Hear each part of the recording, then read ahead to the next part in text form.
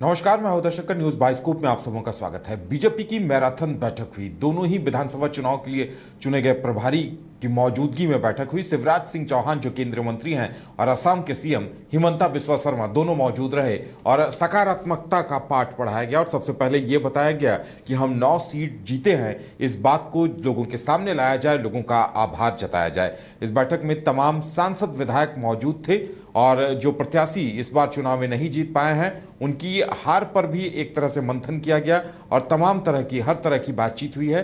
अब देखने वाली बात यह होगी कि इसका असर क्या कुछ दिखाई देता है। अब फिलहाल हमारे साथ करिश्मा जुड़ी हुई हैं। करिश्मा, ये जो बैठक हुई एक मैराथन बैठक, कहीं ना कहीं ये संदेश दिया गया कि आखिर पॉजिटिव कैसे रहना है, सकारात्मक कैसे रहना है। देखिए, सबसे अहम मुद्दा ये रहा कि सभी एसटी रिजर्व सीटों पर बीजेपी के प्रत्याशियों की हार हुई है और वो भी बुरी हार हुई है और ये कहीं ना कहीं एक मंथन का विषय है और इसे लेकर बैठक में जो हुआ वो तो हुआ ही। उसके बाद भानु प्रताप शाही ने एक बयान दिया था कि जहां जहां डेमोग्राफी बदली है, यानी जहां जहां मुस्लिम बढ़े हैं वहां वहां आदिवासी घट गए और इसी वजह से बीजेपी की हार हुई है। साथ ही उन्होंने ये अलार्म भी दिया, ये चेतावनी भी दी कि अगर यही स्थिति रही तो 20 साल में आदिवासी सीटों की तस्वीर पूरी तरह से बदल जाएगी। तो क्या माना जाए कि बैठक में कहीं ना कहीं इस बात पर गंभीर चर्चा हुई है कि चाहे वो लोहरदगा हो, चाहे खूंटी हो, चाहे राजमहल हो, वहां की डेमोग्राफी बदली है?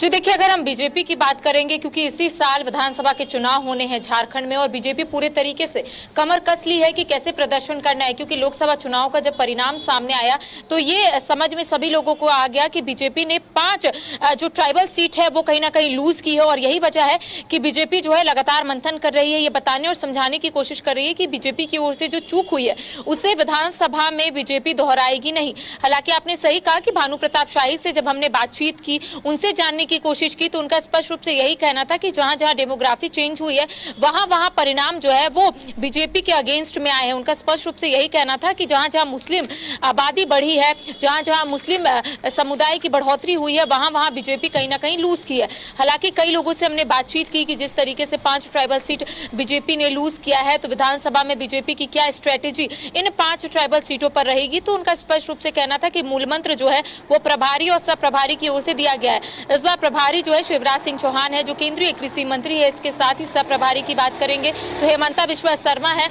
जो असम के मुख्यमंत्री है। दोनों ही आज राजधानी रांची पहुंचे और बैठक में मौजूद रहे। मूल मंत्र जो है तमाम सांसद विधायकों को दिए और ये कहते हुए नजर आ रहे थे कि पॉजिटिव रहना है, 9 सीट जो है वो बीजेपी कहीं ना कहीं जीती है। हालांकि इसको लेकर मैंने खुद मुख्यमंत्री जो आसाम के है हिमंता बिस्वा शर्मा, उनसे बातचीत की। मैंने उनसे खुद पूछा कि 5 ट्राइबल सीट बीजेपी ने हार लिया है, तो उनका स्पष्ट रूप से कहना था कि आप लोग आंकड़ा क्यों नहीं आगे बढ़ा रहे। यानी कि उनका कहना था कि 9 बड़ा है या 5 बड़ा है। 9 बड़ा है यानी कि बीजेपी 9 सीटों पर चुनाव जीती है। हालांकि मैंने फिर से उनसे सवाल पूछे उदय कि पिछले बार बीजेपी यानी कि गठबंधन में 12 सीटें जो है वो खाते में थी, अब जिस तरीके से 9 सीटें हैं, तो उनका स्पष्ट रूप से यही कहना था कि हम चूक नहीं मानते, बीजेपी अच्छा प्रदर्शन की है और बीजेपी अच्छा प्रदर्शन करेगी। साथ ही उनका यही कहना था कि आप लोग देखेंगे कि बीजेपी की सरकार जो है वो झारखंड में बनेगी। ये हिमंता बिस्वा शर्मा ने आज एक बड़ा बयान दिया है। साथ ही मैंने उनसे पूछा था कि आखिर मुख्यमंत्री का चेहरा जो है वो किसको देख रहे हैं, तो उन्होंने कहा कि आने वाले समय में चीजें स्पष्ट हो जाएगी और आप लोगों तक बातें जो है वो पहुंच जाएगी। तो कहीं ना कहीं जो विधायकों से हमने बातचीत की उदय, सभी विधायकों का एक स्वर पर यही कहना था कि बीजेपी से कोई चूक नहीं हुई है, उनके प्रत्याशियों से कोई चूक नहीं हुई है। जो डेमोग्राफी कहीं ना कहीं बदलता हुआ नजर आ रहा था। करिश्मा, और लगता है कि ये जो घुसपैठ, डेमोग्राफी, ये सब चीजें अहम मुद्दा बनेगी आने वाले दिनों में, क्योंकि संथाल को लेकर बाबूलाल मरांडी भी लगातार ये बातें उठाते रहे हैं।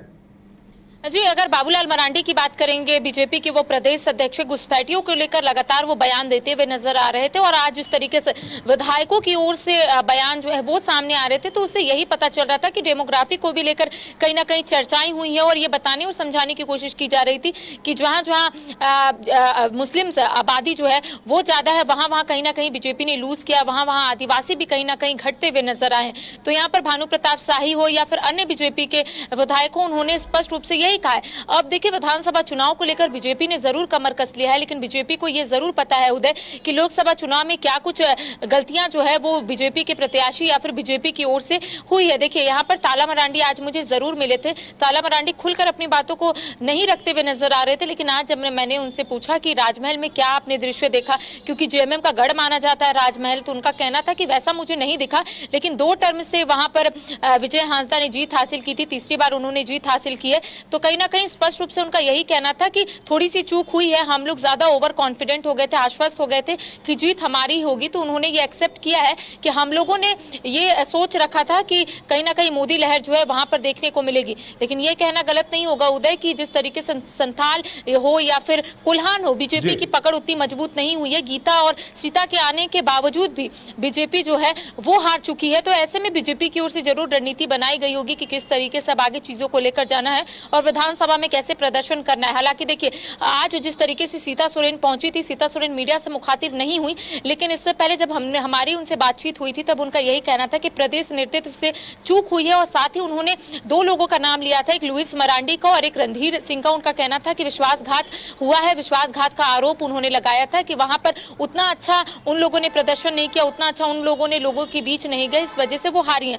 तो कहीं ना कहीं हार का ठेकरा वो जरूर लुइस मरांडी और रणधीर सिंह पर फोड़ती हुई नजर आ रही थी। लेकिन कह सकते हैं कि आज जरूर मूल मंत्र उन्हें भी दिया गया होगा कि किस तरीके से विधानसभा चुनाव में अच्छा प्रदर्शन करना है। हालांकि ये सवाल लगातार उठ रहे थे कि क्या जामा से इस बार खुद सीता सोरेन चुनाव लड़ेगी या फिर उनकी बेटी चुनाव लड़ेगी। उन्होंने स्पष्ट रूप से कहा है कि परिस्थिति जैसी भी होगी उस तरीके से वो निर्णय लेगी। जी चलिए करिश्मा, हमारे साथ जुड़ने के लिए और तमाम जानकारी देने के लिए आपका बहुत बहुत धन्यवाद। तो अब देखने वाली बात यह होगी कि विधानसभा चुनाव में बीजेपी की रणनीति क्या कुछ होती है और क्या डेमोग्राफी और ये तमाम चीजें, घुसपैठ, ये एक बड़ा मुद्दा बनती हैं, ये सबसे बड़ा सवाल होगा।